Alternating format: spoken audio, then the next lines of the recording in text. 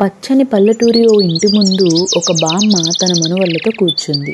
సాయంత్రపు చల్లటి గాలి వీచుతుండగా పిల్లలు ఆమె చుట్టూ గుంపుగా కూర్చుని కొత్త కథ కోసం ఆసక్తిగా ఎదురుచూస్తున్నారు.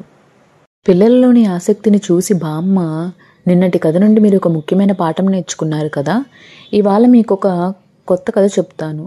లాభాల కోసం తప్పించే దుకాణదారుడి కథ. ఈ కథ నుండి మీరు ఒక ముఖ్యమైన పాఠం నేర్చుకోవచ్చు.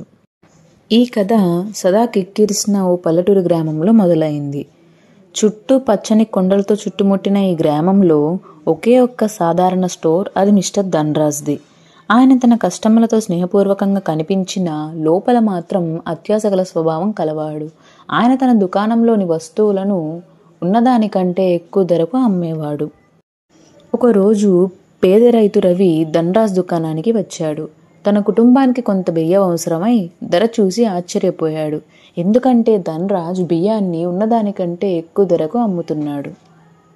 కొన్ని రోజులకు గ్రామస్తులు ధనరాజ్ చేసే మోసాలను గురించి గుర్తించి ఒక సాయంత్రం ఆ ఊరిలోని వారంతా ఒక మర్రి చెట్టు కింద చేరి చర్చించి అతనికి ఒక మంచి గుణపాఠం చెప్పాలని నిర్ణయించుకున్నారు.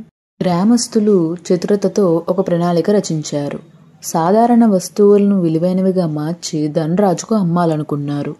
వారు ఊహకందని కొన్ని వస్తువులతో ధనరాజ్ దుకాణానికి చేరుకున్నారు.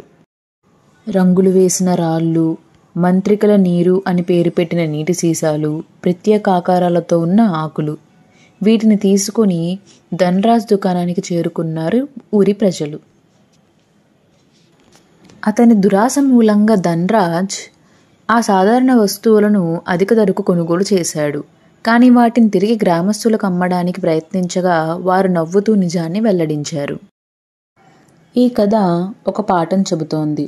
దురాశ ఎప్పుడూ నష్టాన్నే తీసుకువస్తుంది, కానీ నిజాయితీ, న్యాయం, నమ్మకం శాంతిని తీసుకువస్తాయి. తన పొరపాటుని గ్రహించిన ధనరాజ్ క్షమాపణ కోరుతూ ఇక మీదట న్యాయంగా వ్యవహరిస్తానని వాగ్దానం చేశాడు. గ్రామస్తులు అతడిని క్షమించారు. ఆ దుకాణం నమ్మకం మరియు సామరస్యానికి ప్రతీకగా మారింది. Thanks for watching. Please like, share and subscribe to our channel for more videos.